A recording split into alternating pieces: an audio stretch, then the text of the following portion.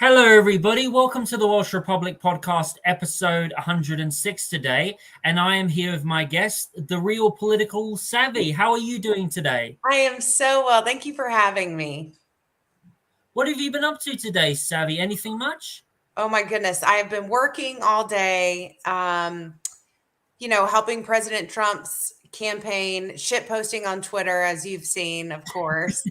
That's kind of my normal deal.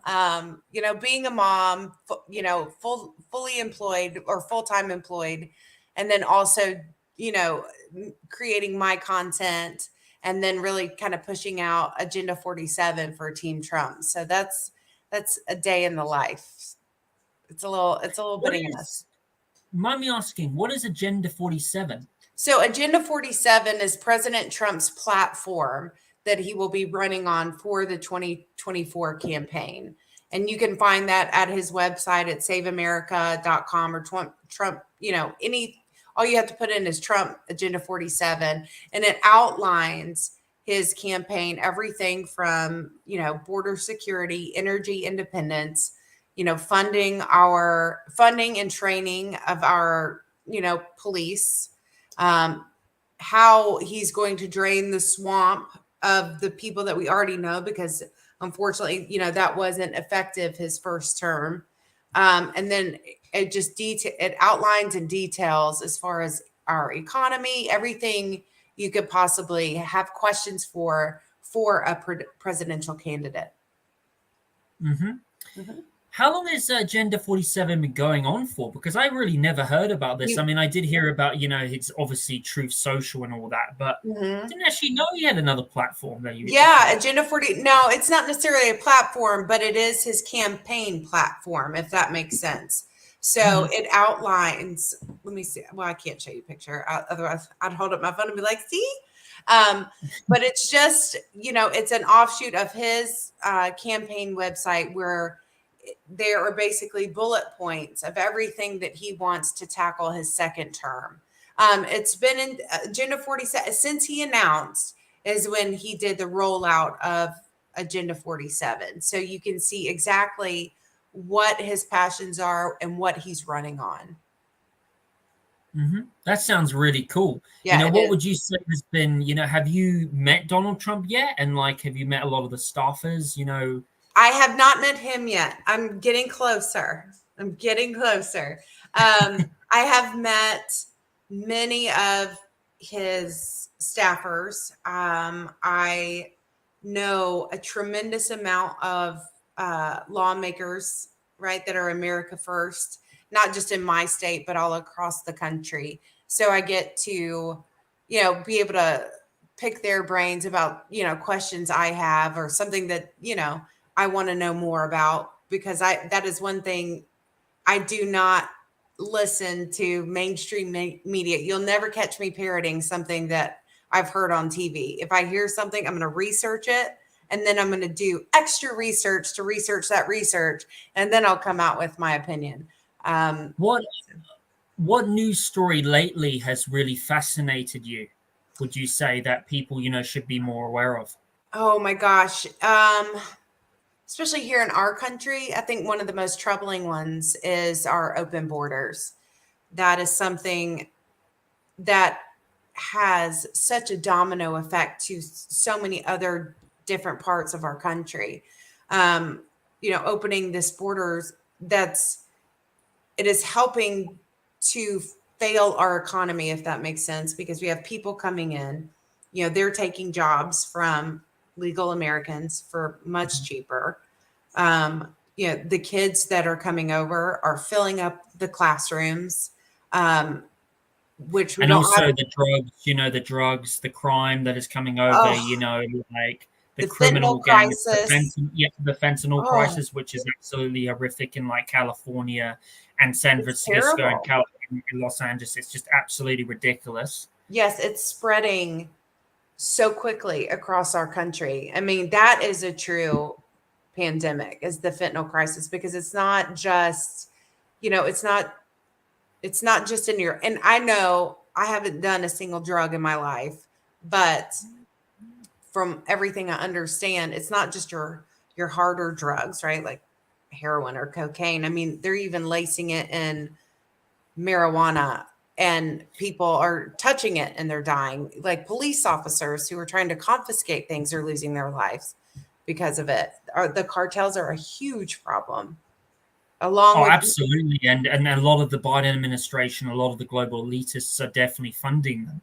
You know, and all that. And it's sad to see, because the United States has the highest, drug overdose in the world at the moment in any developed country, even though you can argue United States hasn't been a developed country for almost 20 years, since 9/11, the military industrial. And the fact that United States is $31 trillion in debt, sorry. I mean, it's just absolutely ridiculous. All the military spending they've done, they should be using that. If the United States had pretty much, been using that, it could be a paradise if they decided, to do that spending on like healthcare, social development, welfare and all that. Not welfare, sorry, education. It would have been so much better. But it's just such a shame, Sevi, to see, your country go down. It's really. It is. What is it, Sevi? What is it like in your area? Do you mind me asking, where are you from in the United States? I live in Georgia, so I'm in the South. So I'm. What is it like in your town? Is it very chilled out? Is it very relaxed? And like, how is the inflation crisis there? And how's the crime rate there? Okay, so where I am in the northeast part of the state of Georgia. I am in the country. I choose to live in the country. I was born in the country, raised in the country. So this is my, this is my spot.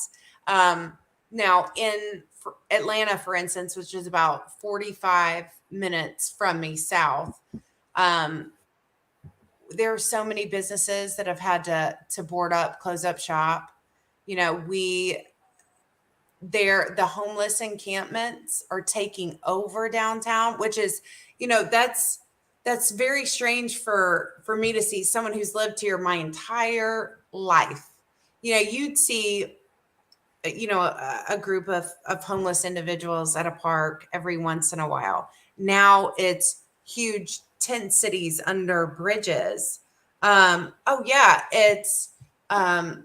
see needles on the side of the street anywhere if you're walking down there. I didn't expect to see that in Georgia. Sorry, is Georgia next to Texas or no? So, you've got like over here where this is hard to. So California. Do you know where? Okay, so California over here, Texas here, Georgia here. So we're right above Florida. Yeah, so we're right above Florida. In my area in particular, it's a very quiet country area, very rural. But the economy. So I started raising chickens for this very reason, because eggs are unbelievably expensive. Oh, it's ridiculous, especially here in New Zealand. Oh, I can't imagine. In Australia, it's not as bad as America, but it's definitely expensive. How much is it, in your area for like a bag of eggs? A carton of eggs right now is around $7 or $8 for a carton of eggs, which used to be $2. And so I was like, you know what? I'm raising some chickens. So I have chickens and they lay eggs, and I have eggs, and I'm able to supply myself and my family and my neighbors all with that, just to try to help. But it's difficult, and this is coming. I'm a single mom. I have a house, utilities, cars, a child that's constantly growing and, wanting, needing certain things. It's very, very difficult. It gets to a point, sometimes, just like yesterday, I'm just as human as the next person. You would never see this part of me on social media, but I shut my door when I was at work and just lost it, right? Because you feel like you're working so very hard, and when that paycheck comes, it's pretty much gone. And you've really got to learn how to budget now, because it's so hard and it's not just for me. I mean, it's everybody. You can tell they're struggling. I mean, gas is I didn't even fill up my tank today because it would have been. Did you hear the news? Did you hear the news that Florida just had a gas shortage, and the militaries had to go over there and help. Unbelievable. And Oh yeah, the mainstream media is not even talking about that they much too. won't. It's absolutely ridiculous, you know. Yeah, it's sad. Can you give more details about the gas crisis going on in Florida? Because I just heard about that, and Ron DeSantis is not doing a lot to do He's anything not to doing stop that. anything about it. Yeah, no. I don't, like I said, I live in the state next to Florida. I don't know much about what's going on. I just know that typically when something happens in Georgia, it funnels down to Florida and vice versa. Because I know we're on the same electric grid as Florida is as well. So we share a lot of the same issues. I have noticed that our gas has shot up yet again. And it's extremely difficult. I mean, I remember back in Obama years when we had the gas shortage, and that's I mean, people were scared. I mean, you've got to be very calculated now about where you're going and how long is it going to take to get there and get back, especially if you're, on a budget, because you've got every penny counts here. And, I still truly believe that America is the most wonderful nation in this world. I come from, okay, so my ancestors immigrated here in 1720, so before we were even a nation. So I like to consider myself as American royalty. Where did they immigrate from? Wales. Oh, And Wales, same. Yeah, there's a lot of connection. America does have, a lot of that German, Welsh, England, connection to yeah, it. it was from Scotland, Scotland, Wales, and England. And then they kind of came over, but they settled in Georgia when they came over here. Every single one of the men in my family, and my ancestors are veterans. Were veterans. They fought in the Revolutionary War.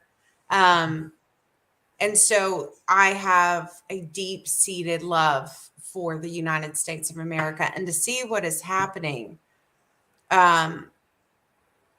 it's devastating. And I know that we can get it back, but it's going to take so many people. It's not just one man that can do it. Does that make sense? Oh, absolutely not. It's not the Republicans. It's not the Democrats. It has to be from everyone: libertarians, Democrats, Everybody. Republicans, and all this division. Mhm. When you talk about your family and your ancestors, what would you say that your ancestors are very famous for? Giving to the state of Georgia. What would you say have they done the most? To give to the state of Georgia. Oh my goodness.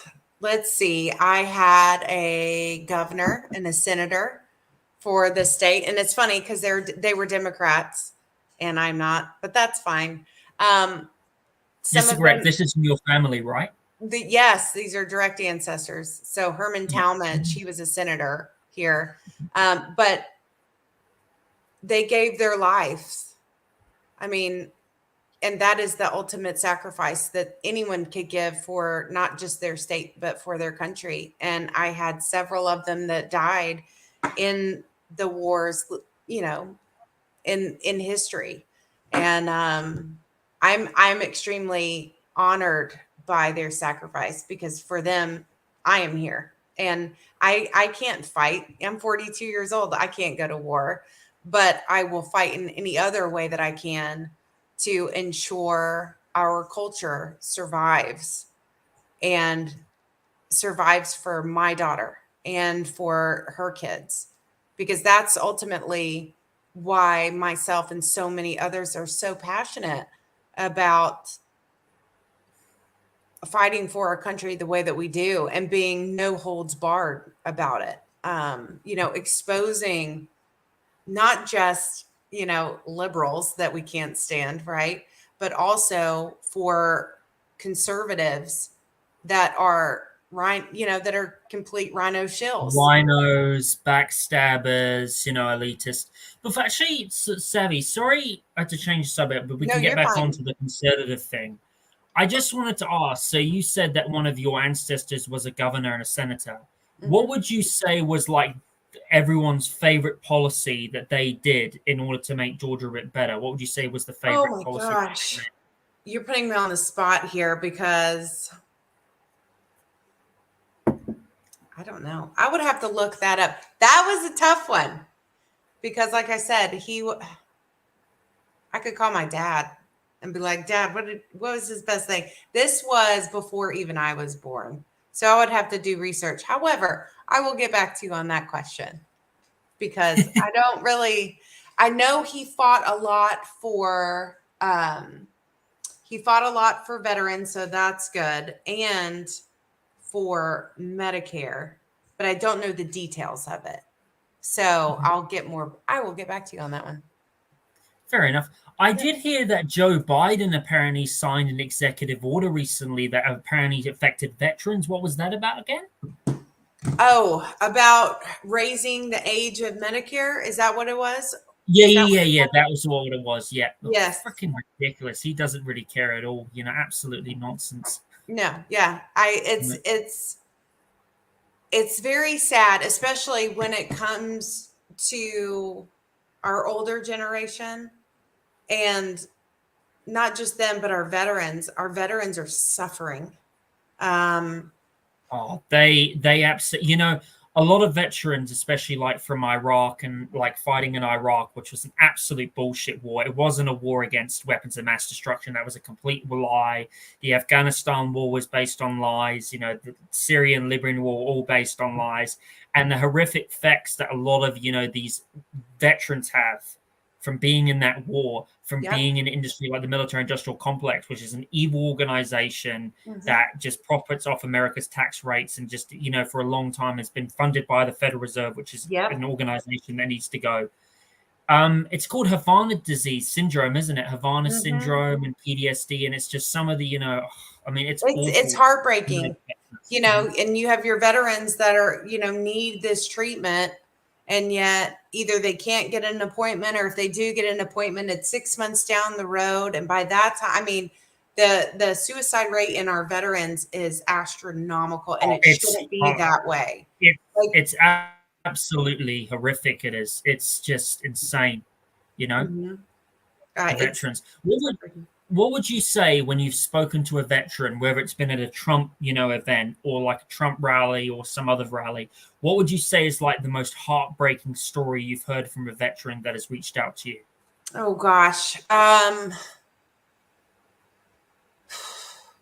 are so many, and veterans are very close to my heart. So if I get a little teary-eyed, I apologize. It's fine. That's all good. Don't worry about it. Okay. Some of the,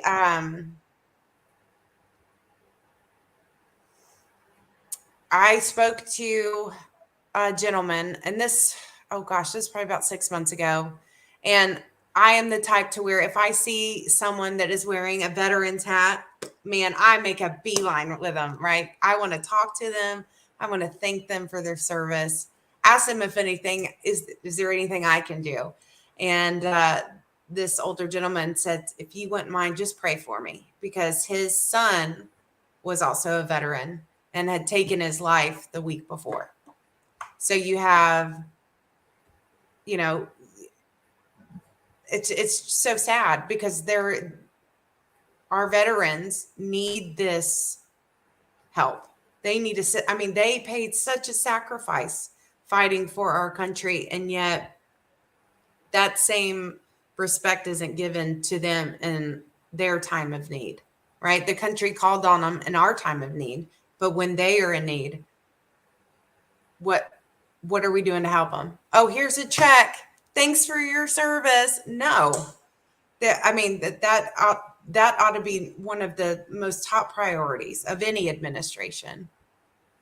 Absolutely, it should be, and I think they definitely need that, discount, definitely. Who is the governor of Georgia at the moment, and do you think he's done a very good job? Brian Kemp. And I am not a fan. I do not like him. He knows I don't like him. He has me blocked on every social media platform. He won't let me come to his office because I call him out on he is bought and paid for by China, and he completely screwed the state when with the election integrity bill that he signed, the Stacey's law with ballot boxes unattended.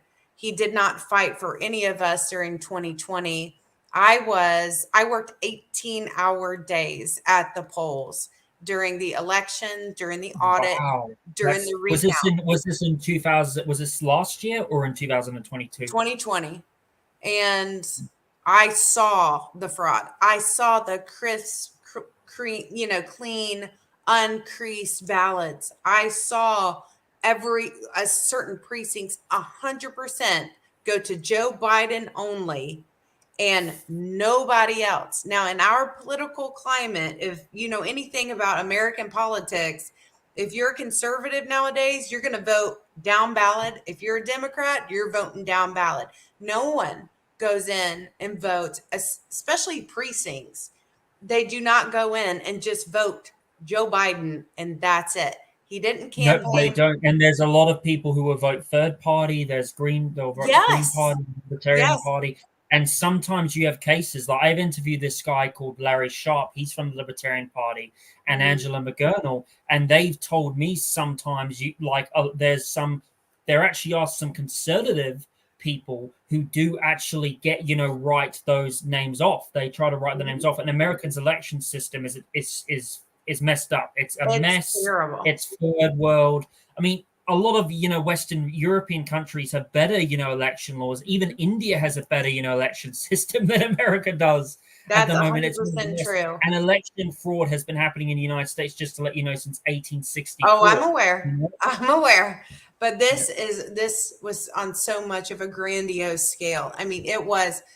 I swore under penalty of perjury for the case for President Trump in 2020. I spoke at the Senate Oversight Judiciary Committee hearings for election fraud and election integrity. While I was there, Jovan Pulitzer hacked Dominion in real time, and people completely blew it off. He's like, I'm in, turned his phone around, and he had hacked into the Dominion voting machine system. It was my footage and they kept us out. I was at State Farm, and especially, and this is what really got me, was during the audit and recounts, Fulton County calls, their GOP calls, and they're like, Sav, we need you down here. We saw what you did in Gwinnett, and no one's going to be as pushy as you. I'm like, I'm on my way. So I go down to State Farm, and the head of the election committee was the same gentleman that pulled ballots from underneath tables. He was running the recount. Now, the recount and audit was just a audit of the recounted sample ballots that they chose. It was bullshit. It was smoke and mirror.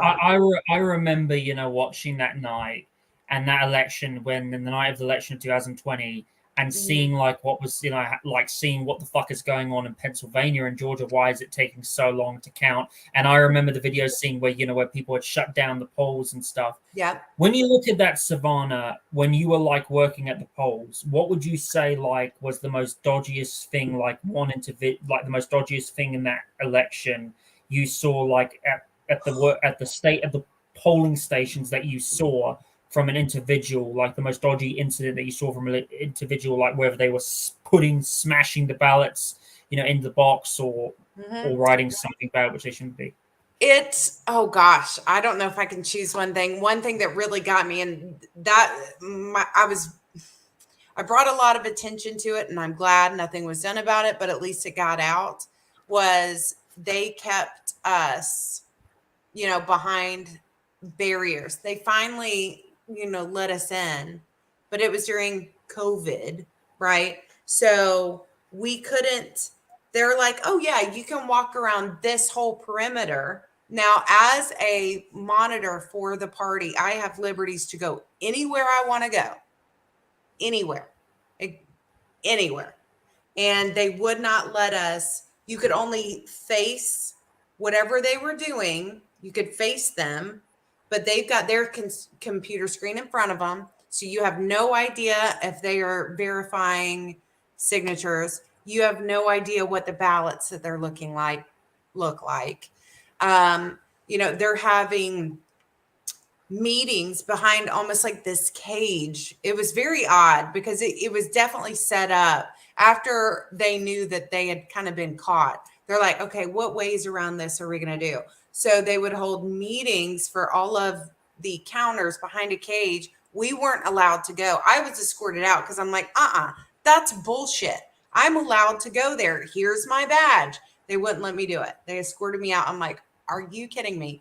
And they were all employed. The counters were all employed by Happy Faces, which is like a volunteer group. Well, this Happy Faces is funded by Stacey Abrams. And oh my gosh, have you spoken with or heard of Garland Favorito? Have you heard of him? Maybe. I'm not too sure. What is he doing? He's with Voter GA. He is he's a libertarian, I want to say. He has been tirelessly working. He has been bringing cases to the Georgia Supreme Court almost weekly with every single. How many times has he been shut down before and rejected? Every time on standing or on merit. So that just means, oh, well, this wording is off, or this little detail we're not going to accept. He has thousands of pages of research, and he has the addresses that don't belong to anyone. They are either P.O. boxes, empty lots, or vacant just parking lot areas, maybe in a residential. But that's the thing, is no one wants to hear it because they're like, okay, 2020's over.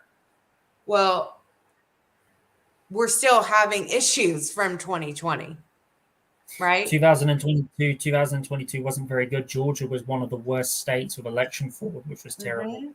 Yep. Sure was. Now, 2022, especially like when it came to, Herschel and Warnock,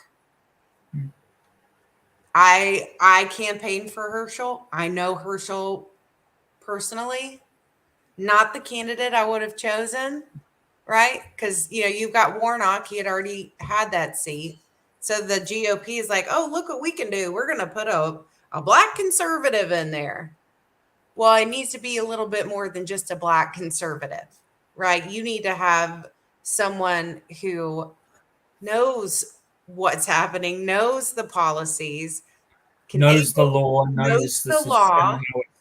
Absolutely.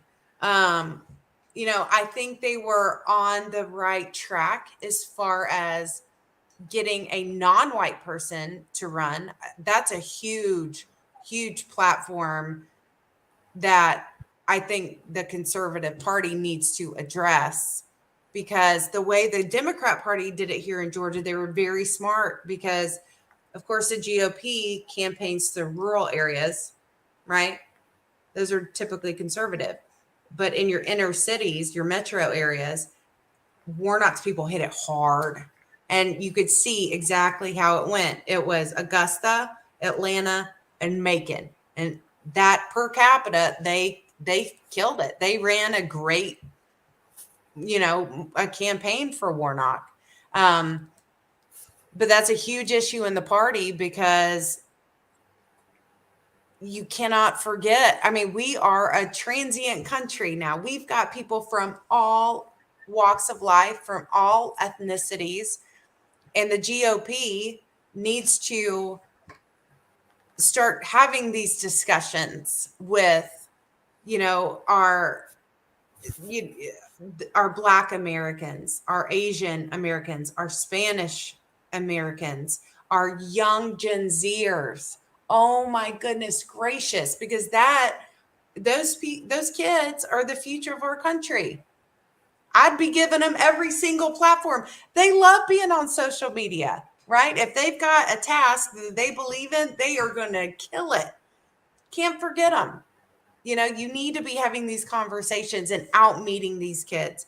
That's one of my things I absolutely love to do, is speaking at young Republicans events. I want to meet these kids. They're exciting, you know, and to see that excitement and just raw, just hunger to get out there and save their country, man, it's incredible. So that's my. What do you think about the opinion? Well, sorry, what do you think about the story about Preston Piera? You know, that's his name, right? Preston Piera. Preston, sorry, I got it wrong. No, Preston it's fine. What do you think about the story about him getting fired from right side broadcasting media for making memes about Ron DeSantis, and him getting kicked out of Turning Point USA? And what do you think about like all of this drama that we're seeing in the conservative side, whether it has to do with Ali Alexander, you know, being exposed for a pedophile, you know, Nick Fuentes having a lot of drama against him, which I think he knew. It's obvious he knew. I'm not a fan of Nick Fuentes. And you also, you know, have Preston Piera and also, you know, the drama. What is your opinion towards that? And like, how was your reaction? What do you? Yeah. No, what RSBN did to Preston was disgusting. You know, and that's one thing a lot of conservatives, I mean, right? That's on our platform, free speech, right? And then you're going to fire him because he put his support behind President Trump instead of Ron DeSantis. What? Are you kidding me? Like, you're supposed to be a conservative news station, and because someone has a difference of opinion and they post it on their personal Twitter page, and it was nothing vulgar at all. He was just, Trump's my guy, right? They asked him for it. And then with Turning Point, he had, because Preston is an incredible individual. You've gotten the pleasure to speak to him. He is a young kid. Yeah, which was a great interview, which was a very good interview. Yes. So well spoken, such a passion for our country. And he has made, I mean, he's just a little firecracker. I love that kid. He crashed a Ron DeSantis book tour with me because I was like, you're in town, you're coming with me. We're crashing a book tour. Well, that was the one that he was kicked out of, wasn't it? Oh, right? Yeah, correct? We were all kicked out. Yeah. Oh, so oh my gosh, I really didn't know that. You know, I really should have studied more to know about that. No, you're fine. When you guys were kicked out of that event, how long were you there for? And I mean, were you outside of the event, or were you just in the event, like having Trump, you know, t-shirts on? Yeah, no. So that's a fun story. Georgia's Trump country, right? And so I knew when Laura Loomer, you know, basically exposed DeSantis for what he was doing at his little shadow campaign in Florida, that his next stop was here. And I'm like, something's just not making sense to me. Like, why are you going to have a book tour? You're not even selling your books. You're giving them out for free. And it's the blueprint of Florida. And I'm like, shadow campaign, here we go. He's coming here. I made a couple phone calls. I found out Preston was in town. I'm like, you're coming with me. I went ahead and got tickets because I'm like, I'm going to go in and see what all is going on because I can't stand it. And why? I'm sorry, but I don't give a shit about what's going on in your blueprint for Florida, right? All I care about is that you ran on 4 more years. You were elected to be the governor of Florida on that basis. And now it took you 3 months to lie to your constituents about it, to start raising monies, taxpayer dollars to run a shadow campaign. Not on my watch. So I was an organizer for MAGA Drag the Interstate. So we were a nationwide organization from 2018. I mean, and we're still going now, but we had the nationwide Trump patriotic car rallies, and they were big. My last one, I had 4,000 cars. It was incredible. Wow, that's a huge event. You know, it's like the boat event that Trump had back in 2018. Was it 2020. You know, That that was was a big that. event. Yeah, that they had some of those in Florida. We had one here on Lake Lanier. But yeah, we had 4,000 cars. It was so I have a lot of Trump people with massive Trump flags at my disposal. So I just sent out a couple posts I got with Debbie Dooley. She's a part of Cobb County GOP. And I'm like, girl, we got to do this. So we get all, and now, mind you, I am in just red pants. I have a sweatshirt on from the show that I work for. And all it says is, we want it all back, with an American flag on the back. And I'm wearing my signed Donald Trump hat. That was it. Now we did show up having flags just to let, DeSantis be like, not here. We are here too. This is not going to work. So then we pull it gets better. We pull into the parking lot, and he has two of his staffers take off their badges, and we have footage of all this. It's ridiculous. They moved two big box trucks in front of our cars, so no one from the road could see our cars with our Trump flags. And I'm like, you're in my state, so hold on, I got to make a phone call. So I call the Trump bus, which is a massive Greyhound bus that says Trump 2024 with Trump's big face on it. And I'm like, hey, we need you here. 20 minutes. Got to get here. He's like, I'm on my way. So he comes up, rolls up in the big Trump bus. That was incredible. Everyone started leaving the line because they wanted pictures with the Trump bus. They thought it was amazing. And so I start talking to these people. I'm like, why are you here? You're here getting pictures with the Trump bus and, with me and all this other stuff. But why are you here at this DeSantis event? Well, I just want to hear what he has to say, but I've already made up my mind, my votes with Trump. And I'm like, that doesn't make sense to me, but okay, whatever, I'll take it.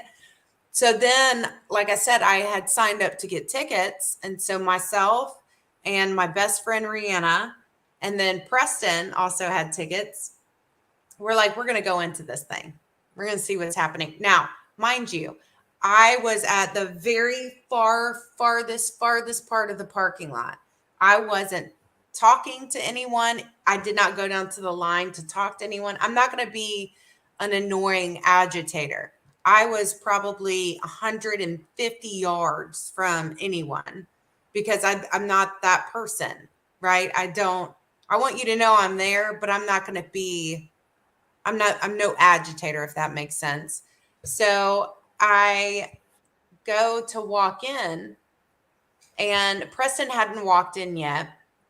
And I turn my phone around to show the guy at the front my ticket. And he looks at my girlfriend, Rihanna, and he's like, and I had my ID with me, keep it with me. He's like, I need to see your IDs. Well, right off the bat, I'm like, okay. So I show him mine. Rihanna, she's like, well, it's in the car. I got to go get it. So she runs and go gets it. And then I go to walk in, like I'm just going to go in, wait for her inside. And he stops me. He goes, I need to ask you a question or two. And I was like, okay.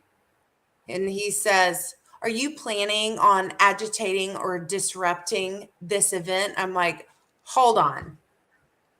Why are you asking me this? Just because I'm wearing a Trump hat. Is that the only reason? Because I haven't come in contact with you or anyone else here today. But you're asking me this because I'm wearing a Trump hat. He goes, well, I have to ask everyone. I was like, actually, you haven't. Because everyone that was before me, some you didn't even ask to see their ticket. The people you let in after me while Rihanna was going to get her driver's license, you didn't say it. You didn't ask him a single word. But me, you pull me over because I'm wearing a Trump hat. Understood. Got it. He's like, well, I had to. I'm like, no, you didn't. And then he walks away. So then at that time, Preston comes up and we are all three walking in. And as we're walking in, I'm noticing, and we were towards the end of the group because I'm not going to get mixed in with everyone. I'm probably not even going to stay the whole time. So as we're walking up the stairs, I kind of glance back, and we have been flanked by security walking in. Okay. So we go and we stand in the back of the crowd. we were having a good time, just the three of us. We were talking to people around us, you know, because they're like, oh my gosh, that was so cool with the bus, everything, having a good time. I start looking over, and Secret Service, or his hired Secret Service, now have flanked us. So we have 2 of his staffers here and 3 Secret Service around us. And I was just like, awesome. This is how you treat not only an American, but also a conservative. Because what you could have done is let me just do my thing and come in here and listen and perhaps change my mind. That didn't happen. Now you flanked me because of a red hat. Cool. Noted.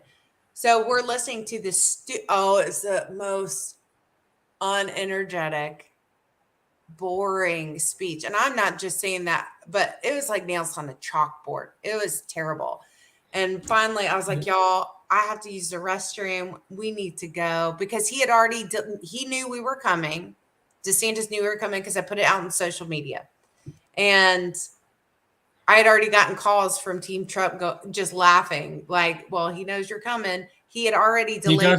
He does copy a lot of Trump, and you know, if it wasn't for Donald Trump, he would have never got elected in 2018. Correct. You know, governor. Correct. And it's just, you know, especially when he's backed by billionaire globalists like Ken Griffin, and also, you know, a guy who was a friend of five, you know, Weinstein, which was ridiculous. I mean, but like you were saying, when was the bit that like you guys got kicked out? That was it. So I was like, I got to use the bathroom. Let's go. This is incredibly boring. So Preston's like, hold on real quick. And then he has a Trump flag and he just holds it up. That's all. It doesn't make a sound. He just holds it up. And then a lady behind me goes to grab the flag down and grabs Preston. Preston hasn't touched this lady, and he is silent. What? Oh, yeah, silent, holding it up. And then that's when we get escorted out by security. That's it. Mm-hmm. That old lady was behind Preston, pretty much. Yep. Tried to yank it down, do whatever. Yeah. Well, there's nothing wrong with that, because I remember like Laura Loomer, when she was outside like the book club meeting that DeSantis was at, like there were Trump supporters and saying, you know, DeSantis and Trump together. Like, what's wrong with someone like having a Trump flag there and like DeSantis flag? That would be very good. It would be very good if DeSantis and Trump actually worked together in the Republican Party, but that's not going to happen. So, well, he would have gotten a lot more. I think he would have fared better, because he's already now polling in the teens. I mean, it's a joke. He's a complete joke. But like, if it were me and if I were in that position, I would never be in that position to go against President Trump, because I just think that's a political death wish. However, if it was, I would make a play on that. Be like, that's who I voted for too. You know, something to that nature, make it kind of campy. But no, instead he has his Secret Service escort 2 females and Preston out of here for a flag and a MAGA hat. That's absolutely ridiculous. You know, all the DeSantis supporters, they should be against that. You know, the DeSantis supporters there should be looking at that and saying, hey, that's not right. Why are you kicking him out? He's a Trump fan. Even if he is a Trump fan, there's nothing wrong with that. Like, he's with us. You know, he's a Republican. Mm-hmm. Man, that is just wow. Well, a lot of people don't know. I mean, they're not wise to who DeSantis has surrounded himself with. I mean, Christina Pushaw is a registered foreign agent having worked for Ukraine and for Russia. You have John Cardillo, who has 11 different cases against him for shitty arms dealers cases. Yeah, that's very true. Yes, it's terrible, and the list goes on. And Ken Griffin and also you know, Jenna Ellis, who was Trump's attorney, who completely lied and turned her back on President Trump. That's who he has around him. A lot of people don't know. And you know, I think DeSantis would be a very warmongering president. He would definitely, want to go to war with Iran, and he would definitely want to go to war with someone like Syria and maybe have another go at Afghanistan. He's definitely, with the globalists and stuff. Yes. Savvy, do you have that video where Preston was kicked out of the DeSantis. Can you send it to the link to me now so I can play it on the stream? Yes. Let me see if I can find it. Give me 1 second. It's going to take me a minute to find it. You can send it to.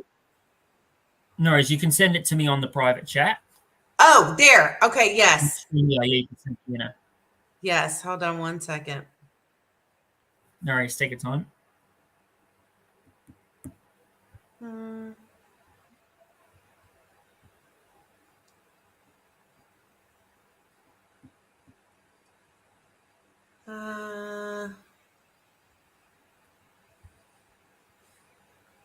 Hold on 1 second.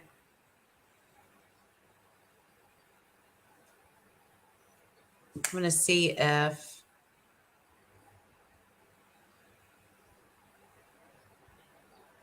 I'm going to go back.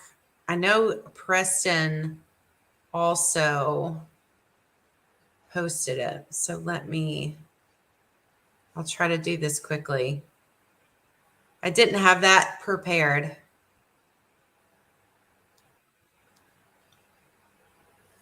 Oh no. Here we go.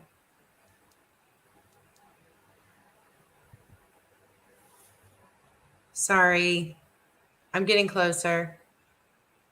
No worries. That's all good. What time is it where you are? It's 1:25 p.m. where I'm at. What day? It's actually Saturday, so it's Friday for you right now at the moment. That's wild. Just different times, you know. Yeah, time zones, different zones. That's what it is. Oh, wow. Okay. I feel like I'm getting closer. I sent Preston a private message too, just in case I can't find it, but I'm getting closer. I feel like it. Okay, here we go. Okay. Here it is. You can send it on the private chat of the stream yard. Yes. I'll try to do that. Hold on. I'm putting it here, paste, and that way I can go to Twitter really quickly. I don't know what it's going to do with the camera. BRB if this goes south. Hold on. No worries, that's all good. Okay.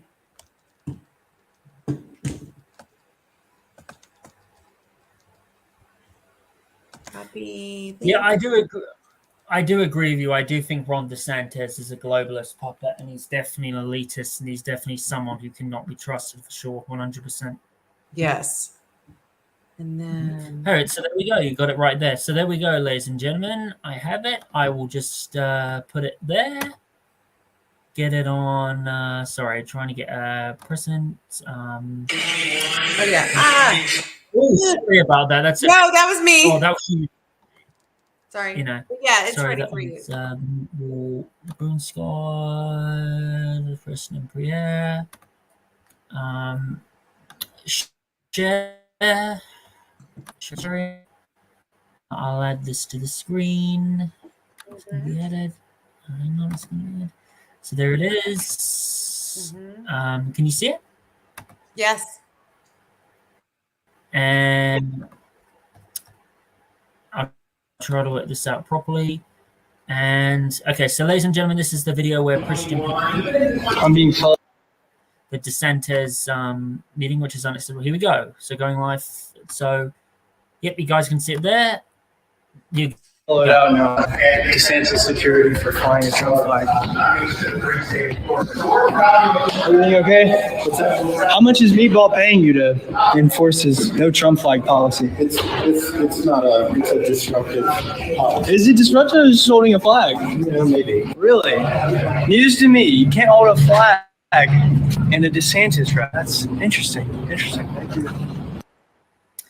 Well, that's absolutely ridiculous. That never should have happened, especially in a country like yours that has like the First Amendment right. That's absolutely unacceptable. And you know, DeSantis, I feel like if he was to become the president, he would be like George W. Bush 2.0. I actually got that impression from him, you know, and like yes, yeah, and I really feel like Mitt Romney, you know, because he actually copied, you know, what Mitt Romney said, which wasn't a very good thing. So, you know, it's a bit of a tough time. So.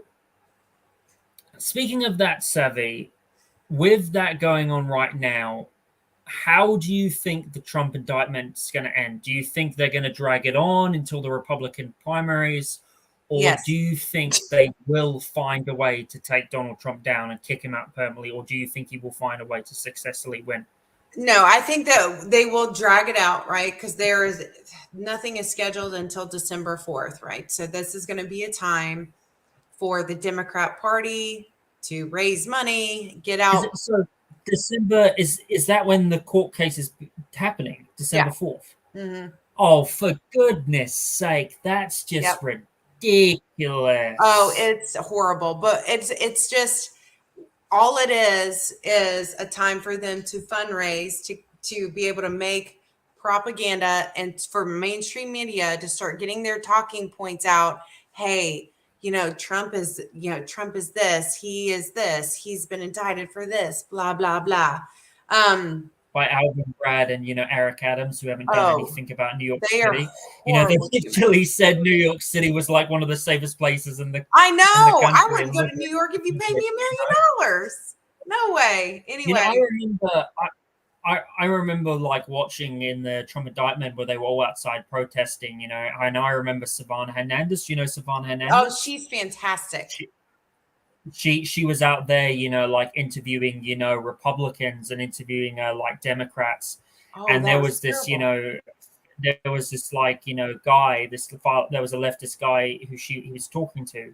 And this far leftist guy said, oh, please don't talk to me. And they kept getting close up to her, and they had the umbrella there and stuff like that. And there was that girl, who was saying the N-word and all that stuff, and just being, and she's, and you know what? It was funny because after that video, Savannah Hernandez said, I don't want to interview leftists anymore. And it just shows you the division of America, between the left and the right. It's kind of like the end of Rome. And it just makes me think to myself, as a libertarian myself, I'm not a fan of Trump, but a lot of people who are not fans of Trump, and a lot of people on the libertarian side, even people like Liberty Lockdown or Angela McGurnal, or also other people said they don't think it's a good idea. This is a thing that will divide the country, and it will. And look what it's already doing. It's just absolutely ridiculous. Right. And I had made some content on that right when it happened.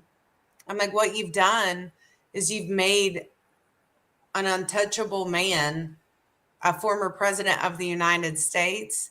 You have just made him that much more appealing to the common man, right? And when is Obama going to get arrested for his crimes? When's Hillary going to get arrested? When's Hillary? When's Bush? Where's Clinton going to get arrested? Especially in the 90s when Hillary and Bill Clinton got away. When's Jimmy Carter? When's all that stuff? When that happened, I mean, his poll numbers went through the roof, and you had both sides of the aisle going, nope. He's got my vote because this isn't fair. There's got to be a reason that. I just want to correct something there. The both sides in the aisle, I wouldn't say they had the vote. When it came to that, it was both sides were saying, no, this shouldn't happen. Divide the country. Yeah, sorry about that. No. You're fine. I agree with that. But both sides were coming out saying just what a disgusting theater that is, that it's ridiculous. And since then, though, his campaign has gone through the roof. I mean, I think he's raised since then $27 million for that's a lot of money. So, it is. I mean, America wants President Trump back. There are some of millions of us that feel like we were robbed of that second term, because there could have been so much that he could have piggybacked from his first term to either finish or to begin. He didn't even get that chance. And now our country is tanking. It's tanking. And we wouldn't have been in that position if he were behind the Resolute desk. Yeah, I don't think it would. I think Trump, he would have struggled with some things, but I do think he would have, been able to stop some stuff from happening. Right. Speaking of that, when you talk about Donald Trump getting arrested, I really think, these people who are giving, like these doctors. Now, we're going to go into a big subject here, the transgender ideology. Like, obviously, we got 6 minutes, but we can just, let it all out. That's just fine. Talk about that.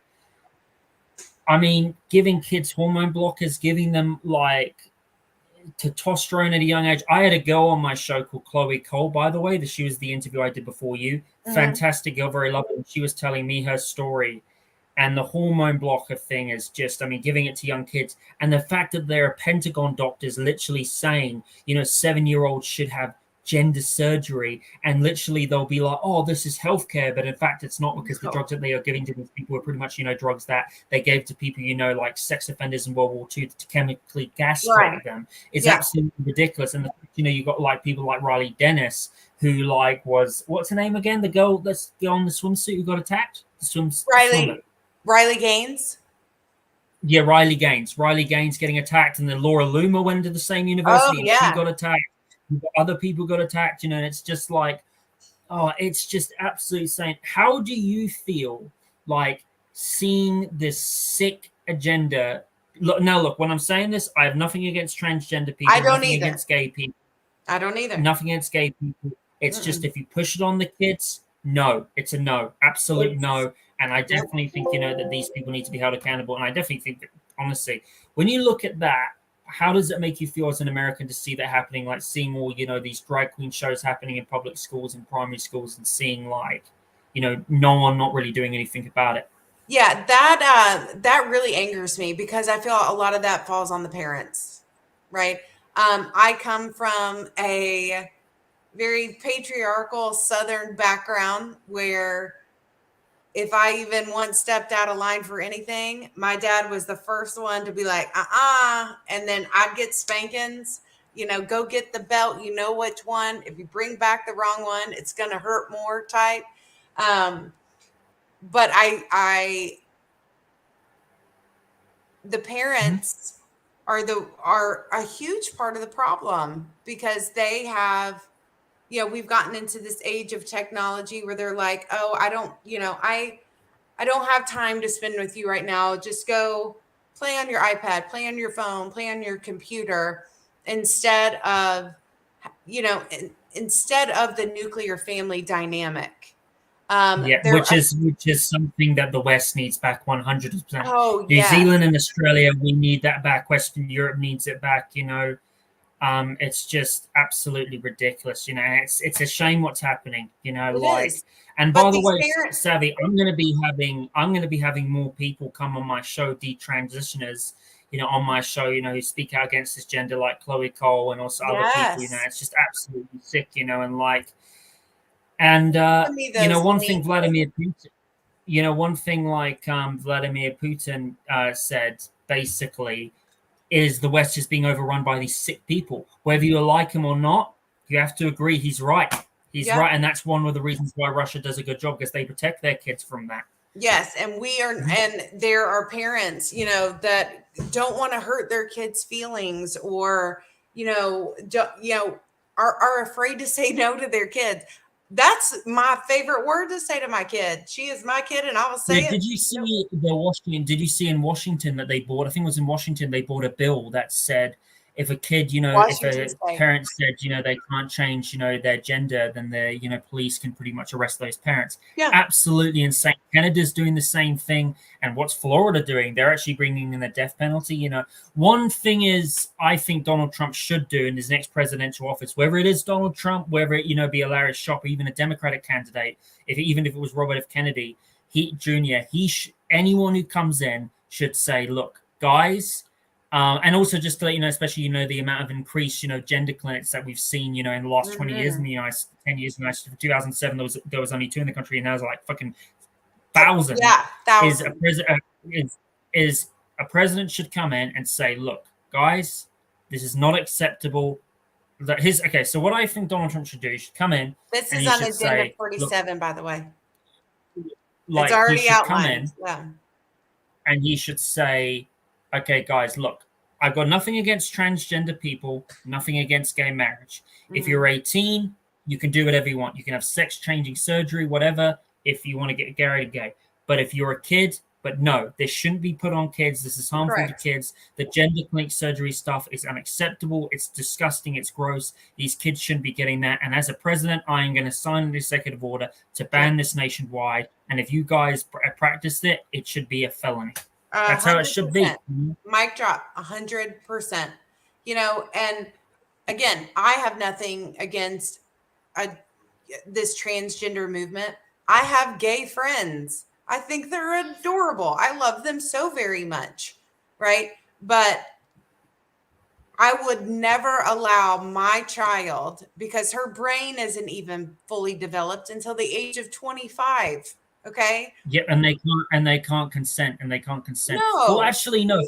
Full, like, some people's brains, mature at 20, 21. Some of them at 30, but young kids cannot consent. They don't understand the meaning. They of don't love. understand. I asked my daughter, she's 11. I'm like, I'm going to just print out a random business contract, just a blank one, and I want you to read it. And she's like, all right. And she read it. And I'm like, what do you think? She goes, I have no idea what this means. I'm like, exactly. You cannot, and it was just a perfect example.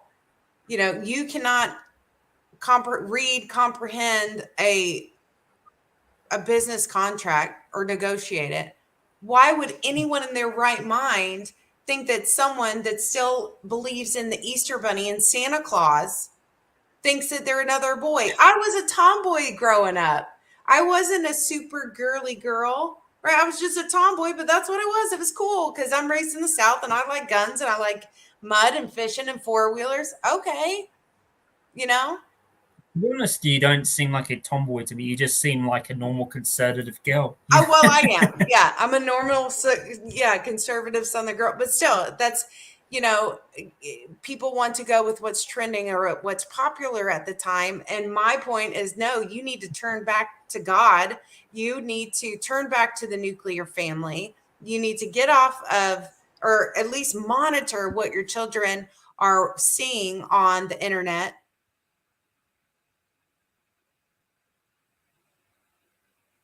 I don't know what happened.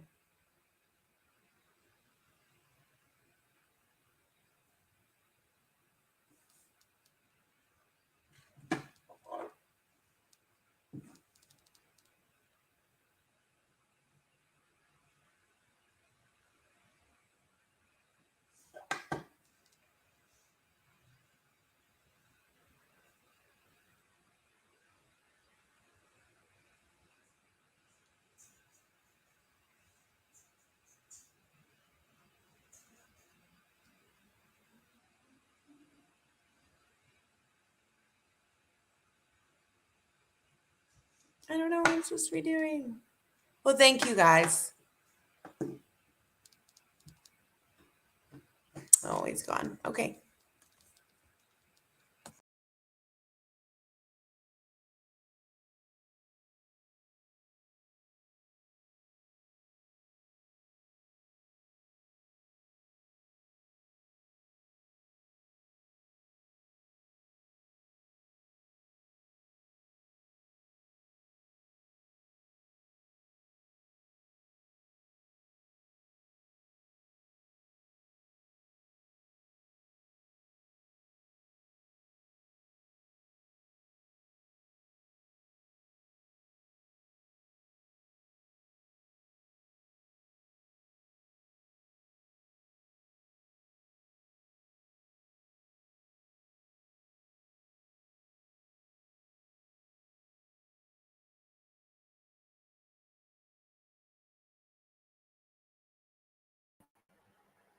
Hello. Hi. Sorry, ladies and gentlemen, I'm back. My internet connection went off. That's not very good. Excuse my bad. That was a bit silly of me to not forget that. Hang on. I'm just going to message, Savannah. Get her back on.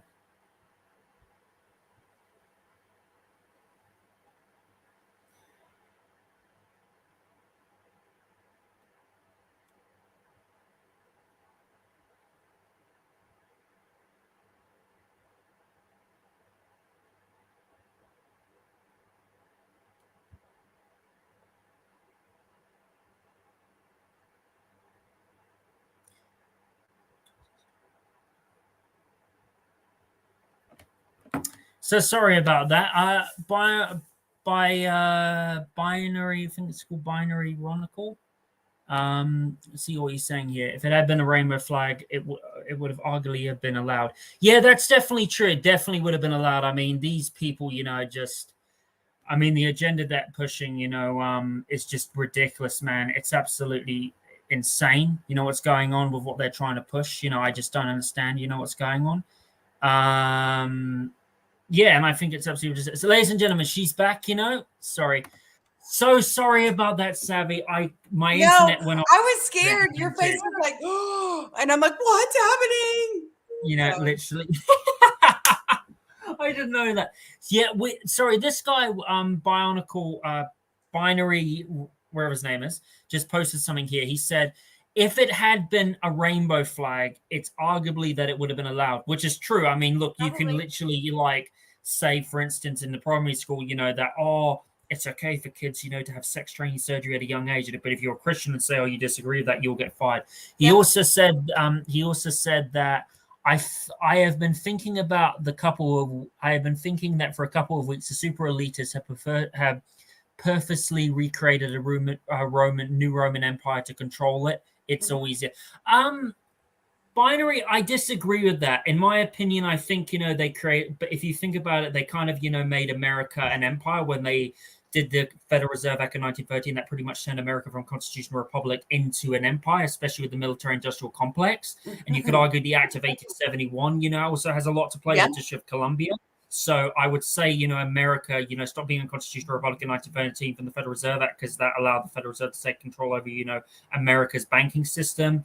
And when you look at that, I think, if you think about it, we've been in the Roman Empire for 2.0. But I think, after 9/11 and 2001, the Roman Empire 2.0, which a lot of people like to call America now, has definitely been falling. It's definitely dying. So I don't think we're living in the new Rome. I think what we're living in is the new fall of Rome 2.0. But America was never meant to be an empire. It was meant to be a constitutional republic, which that's one of the reasons why, the founding fathers. What do you think of that issue? What he's saying here? Yeah, no, okay. So the U.S. Communist Party has been strategically putting their plan in place in America. Oh my gosh, for decades. It's not the American Communist Party too. It's the elitists. It's the bankers. 100%. But it's about Rockefellers. But it's about total control, right? So, I mean, they've even, they want full government control over what we eat, what we are able to go and do and wear and work. I mean, they are it's hard for employers to find good work here, because what the government has really sort of brainwashed these past few years is, hey, we'll send you a check, you just stay home. And that way, there are some people that look at it like, oh, well, the government's paying me to stay home. Yay, government. I'm like, no, that's not what that means. They're slowly taking away all of your freedoms. And but this plan has been in place for decades, and they have slowly implemented certain parts of that plan that build on the next one and the next one and the next one, until now, we wake up and we are walking on the thinnest tightrope between freedom and a socialist communist country. Mm-hmm. Which is, I would say, more like an authoritarian country, crony capitalism, a new world society.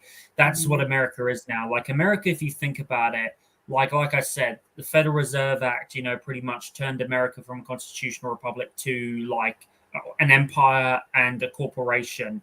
And then after 9/11, in my opinion, it was the Patriot Act, which really ended American democracy. Yeah.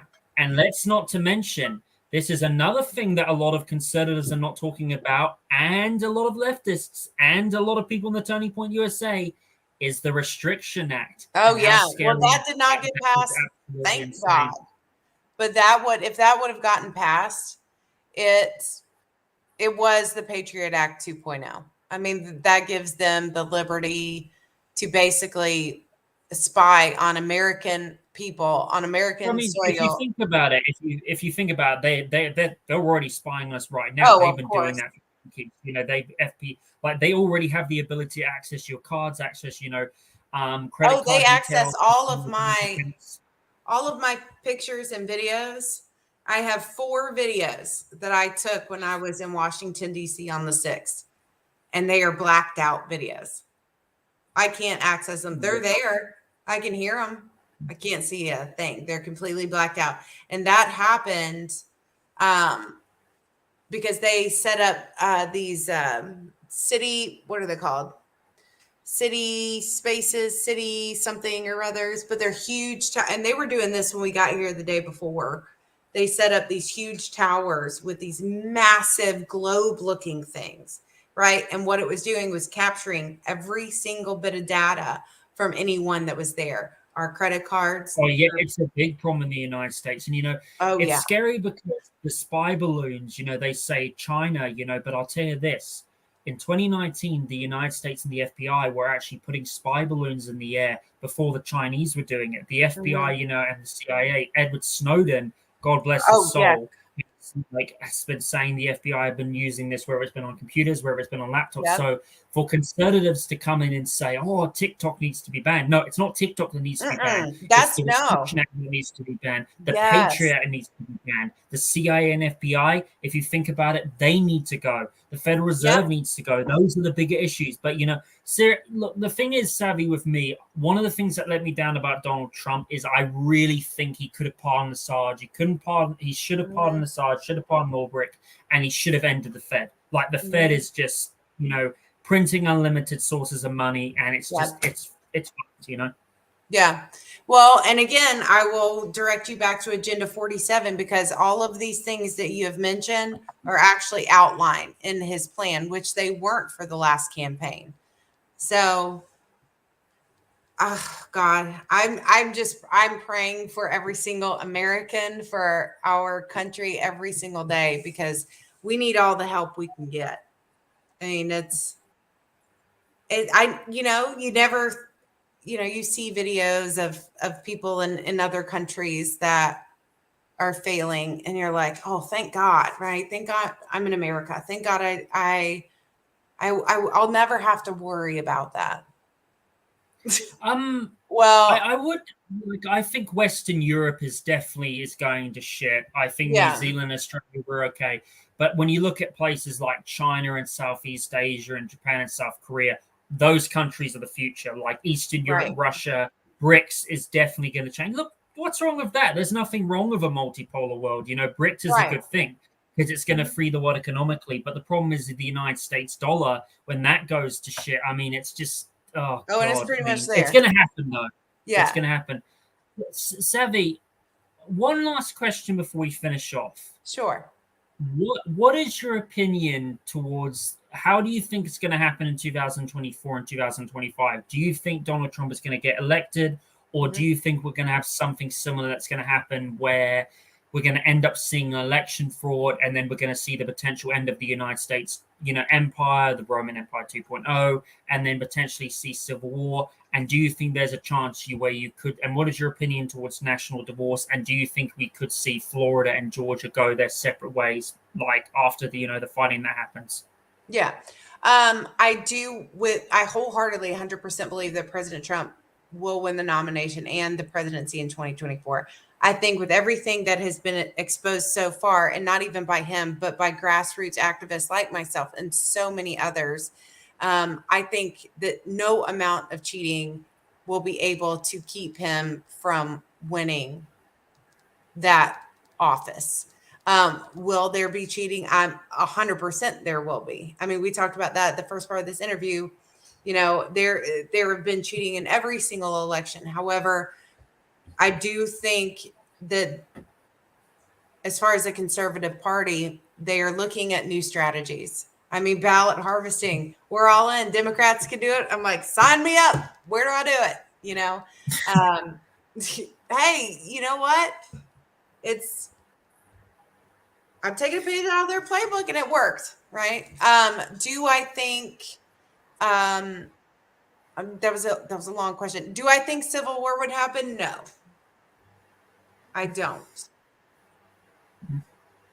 I'm just going to leave it there. and then national divorce. And sorry, just want to finish up one more question. So Texas this year apparently is going to be voting, to have, national divorce. Yeah. What would how would you feel if, like, let's say, after the United States dollar does collapse and Texas and Florida get fed up, how would you feel about them, going their own way and saying, we want to be our own countries and stuff like that? I'd move to Texas. Just Texas is really the only state in our country that could sustain itself, right?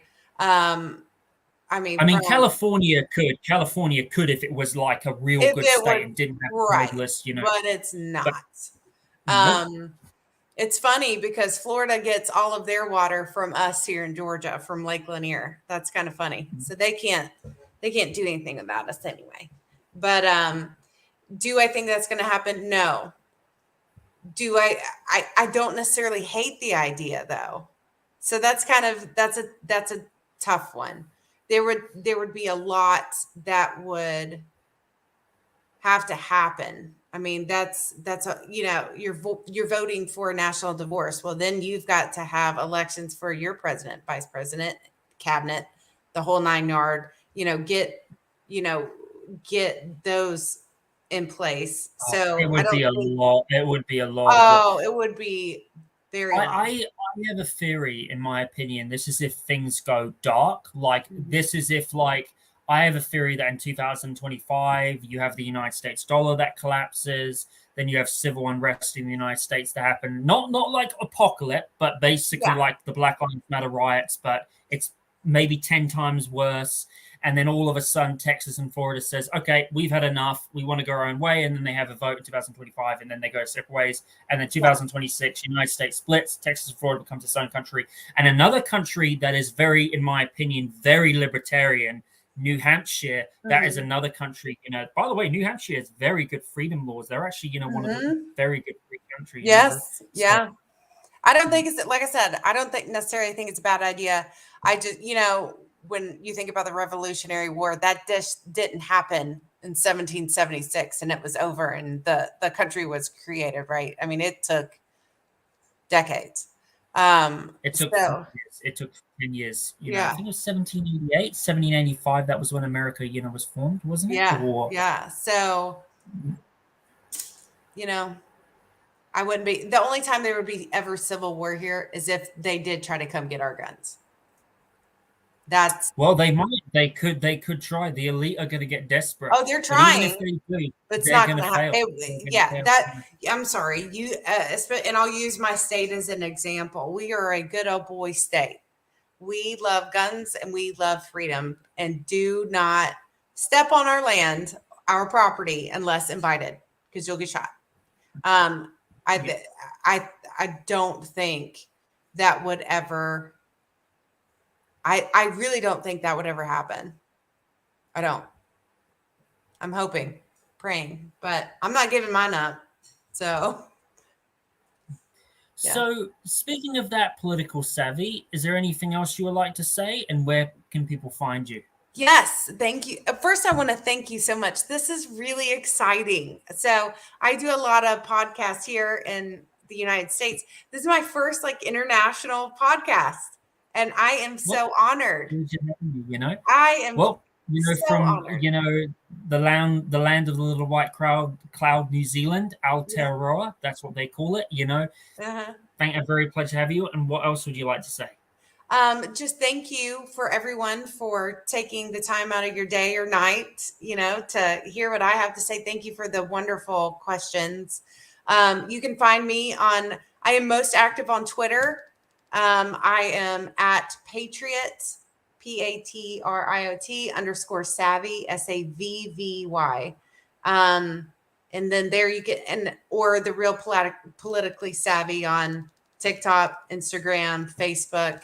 But yeah, I'm honored that you had me, and it's nice to see that there are people in other countries that kind of are seeing that what we're going through, and that you have a heart for us. And that means I think everywhere in the world is waking up, it's not just American. Yeah, but that means the world to me. So thank you. thank you very much, Political Savvy, for coming on. It was a pleasure having you. Yes. And I just want to say to everybody, sorry for, the internet connection that was lost. It was a bit silly.